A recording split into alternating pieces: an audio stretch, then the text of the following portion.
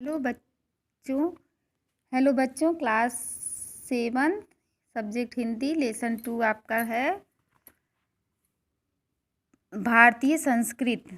यहाँ जो है लेखक भारतीय संस्कृत के बारे में आपको बता रहा है पाठ के द्वारा। आज के देखिए क्या कह रहा है। भारत के उत्तर में प्राकृत में ने हिमालय बनाया है जो एशिया से उसे अलग करके उसकी सीमाएं भी निर्धारित करता है। दक्षिण में पठारी क्षेत्र जो 3 तरफ से हिंद महासागर से घिरा हुआ है। भारत के पश्चिम में अरब सागर है और पूरब में बंगाल की खाड़ी के नाम से सामूहिक इतिहास को अपने में समेटे है। भारत के सीमावर्ती क्षेत्रों में उत्तर पश्चिम में पाकिस्तान है जो कभी भारत का ही हिस्सा था और साथ ही साथ अफगानिस्तान भी है। उसके उत्तर में चीन, नेपाल और भूटान है। भारत की मुख्य भूमि 4 खंडों में विभाजित है।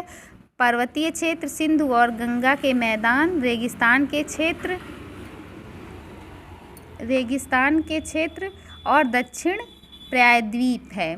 भारत की अनेक नदियाँ तथा झरनों का देश है। भौगोलिक दृष्टि से भारत की प्राकृतिक विविधता ने भी भारत की विविध संस्कृति और सभ्यता के निर्माण में एक अनोखी भूमिका अदा की है। भारत की विभिन्न प्रकार की जलवायु ने भारत की आर्थिक तथा सामाजिक संस्कृति को अनेक विभिन्न प्राकृतिक रंगों से सजाया और संवारा है। भारत का इतिहास विभिन्न जाति और जनजातियों की सांस्कृतिक विरासत को अपने अस्तित्व में संभाल कर रखे हुए है। अति प्राचीन काल से आर्य, यूनानी, शक, हूण, अफगान, तुर्क, मुगल तथा अनेक पश्चिम जगत की विभिन्न जातियां भी भारत में आती रही हैं। उसी के साथ साथ भारत के आदिवासी आज भी भारत की मूल सभ्यता से संबंधित माने जाते हैं। इतिहासकार D.N. मजूमदार ने भारत के आदिवासियों को भारत का प्राचीन मूल निवासी माना है। प्राचीन काल से आज तक भारतीय संस्कृति का प्रत्येक आचार विचार, विश्वास और प्रचलन, सामाजिक और धार्मिक आदर्श और संस्कार विविध जातियों और प्रजातियों के सुंदर साम्राज्य और समन्वय विभिन्नता के आधार को मानते हुए रचे गए थे।